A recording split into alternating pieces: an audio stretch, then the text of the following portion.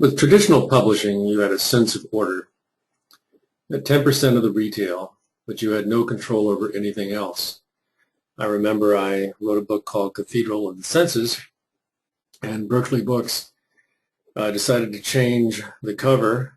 Well, they kept the cover, but they decided to change the name. They call it Deliverance from Evil.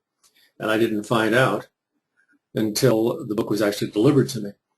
Also, the nice thing about traditional publishing is that you were actually chosen. That always makes a writer feel good.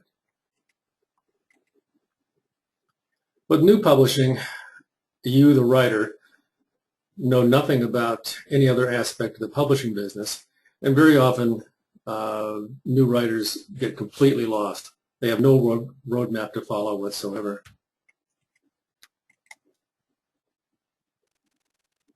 In new publishing, even though it provides a lot of opportunity, there seems to be, to a certain extent, a great deal of anarchy. You get 100% of nothing, usually. Even though it's 100%, it's 100% of nothing. And you get to run the show, but very often there's actually not even a show to run. And a writer who controls everything, they're responsible for everything, from their editing to their own proofreading, cover design, layout, type choices, dealing with sales and marketing people, shipping companies,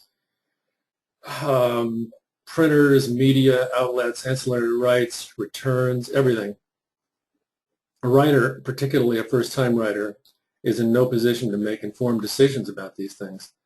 Add to this the duties of building and maintaining a website and a social network, and you can see how overwhelming it really can be. We live in what I call a Twitter attention deficit world. There even have been books written 140 characters at a time.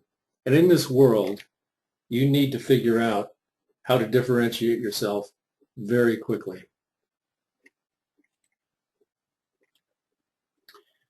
And just because you've got a social media account like Twitter or LinkedIn or Facebook doesn't mean that you're actually engaging in social media marketing.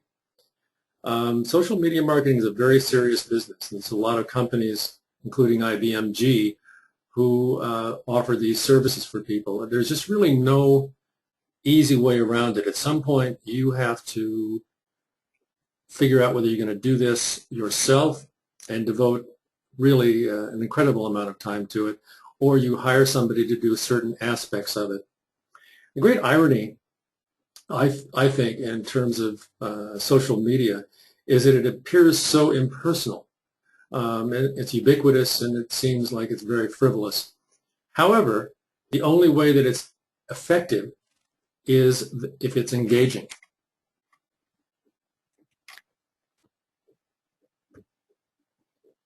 And not only is it a new publishing world, but it's a new marketing world. You need to know YouTube. You need to know Facebook. You need to know Twitter. You need to know LinkedIn. You need to know how to do some kind of webinars, some kind of online connection with your clients or consulting with your clients and your fans. And if you don't, you just have to hire somebody because there's really no way around the fact that you need to do this. People shop differently today. I remember when I used to look in the newspaper for things, and at least for ads for books, ads for this, ads for that. Now, whenever I want anything, and this isn't just me, 'cause I'm kind of computer savvy, but my parents, who were in their late 80s, if anybody wants anything, they Google it these days. That's the way it goes. And it goes further than that. People who are not involved in this, they kind of poo-poo this idea, but people get information from their mobile devices not only directly, but immediately, and they affect their buying habits. In fact, you can get coupons while you're in a store in the exact aisle that you're in. These coupons can be sent to you, and these sales for these coupons pertain to can last very, very short periods of time. It's very specific marketing. And social media marketing is not one size fits all. For example, if you have a nonfiction book, very often you're going to spend a lot more time on LinkedIn solving problems and engaging with potential clients on a topic-driven board or message board. You're going to be talking back and forth with people specifically helping them with problems. Now, if you have, and then the people that you help, who you actually engage with, then they can become potential customers. With a novel, it's harder. So with a novel, I try to figure out if there's something specifically that we can hook into, because even if it's a novel, if it's maybe a period piece, we hook into that time.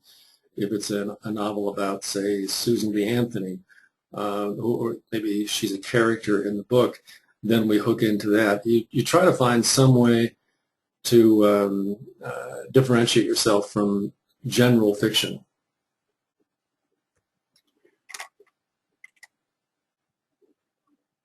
Webinars are definitely a piece of the puzzle, particularly for nonfiction. I have a lot of clients who they do consulting, and so consequently they create themselves as an expert with various social media and then sell consulting at $50 to $125 an hour, depending on what they're selling.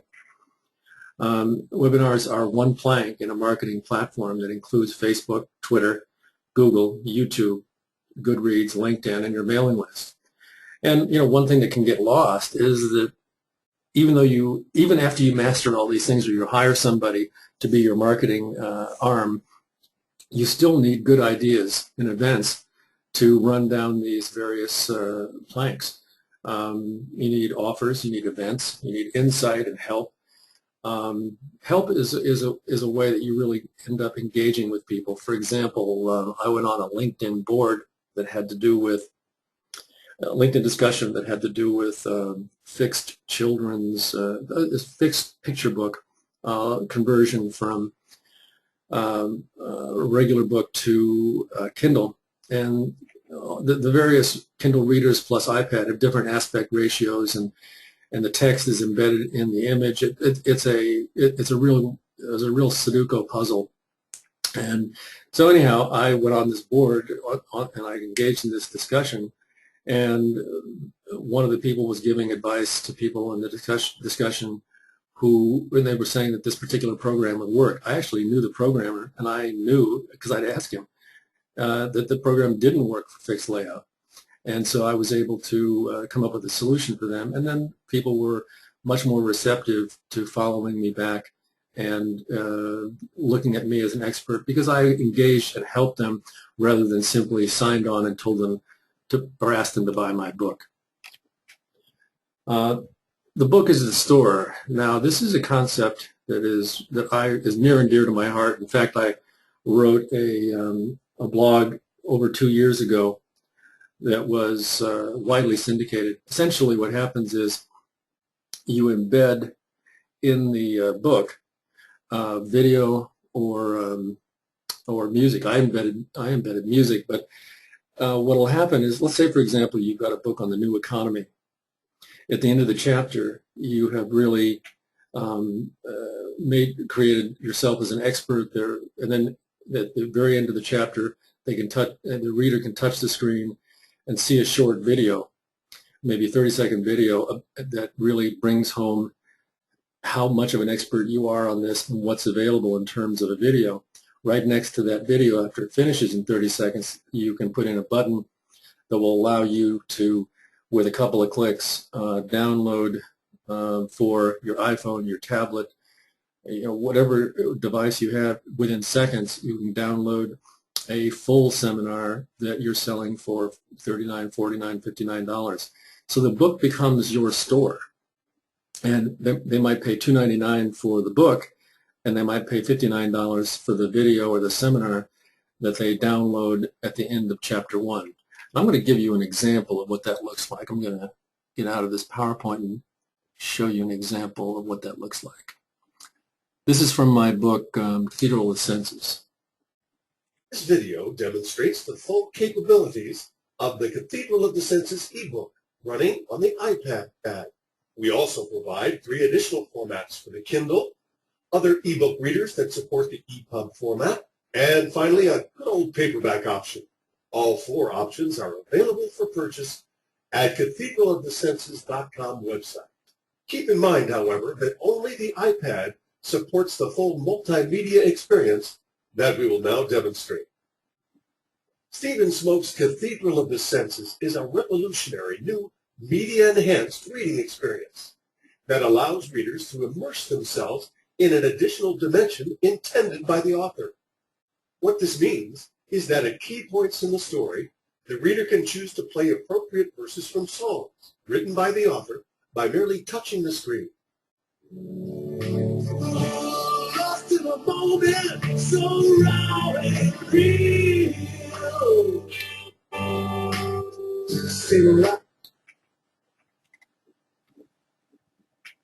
So you get the idea.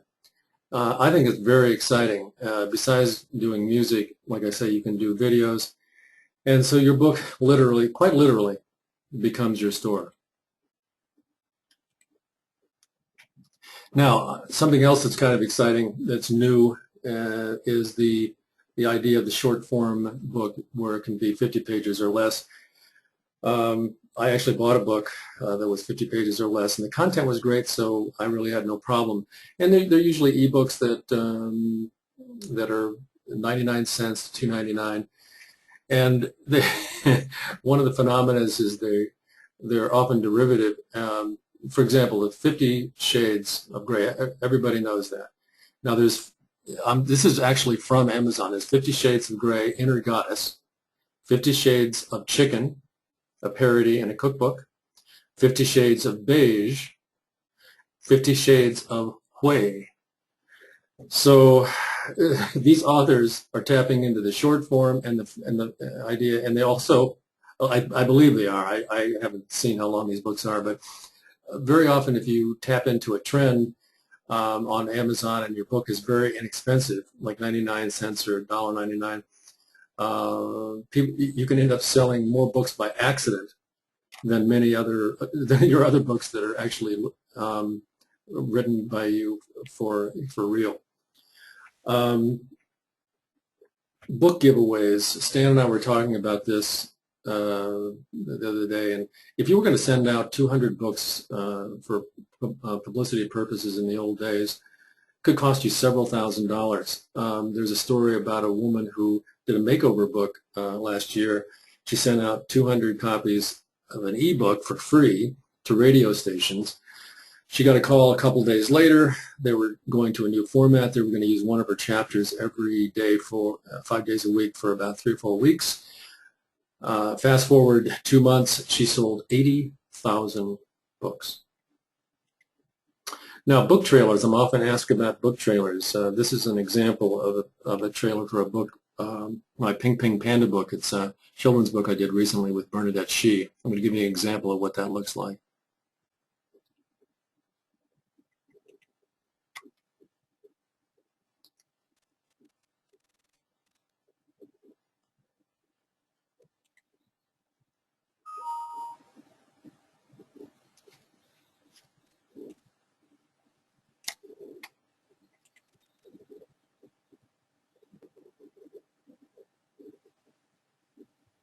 Managing children's expectations in difficult financial times can be challenging, but this touching story about a father's love, the power of personal responsibility, and the magic of sharing is a good place to start. One day in early summer while at the carnival with his friends, Ping Ping spends all his money. Even though he has a wonderful time, part of him feels bad because his father had given him money to last the entire summer. When Ping Ping returns home, his father says, "When I gave you the money for the summer, I told you it was your choice how you spend it." When Ping Ping's friends hear about their friend's money problems, they suggest that if Ping Ping's father really loved him, he would give him more money. The rest of the story is about how taking personal responsibility, plus a little hard work, can provide more choices in your life, even if it doesn't always seem like it at the time. At its core, Ping Ping Panda, the power of personal responsibility. So it gives you an idea of a book trailer.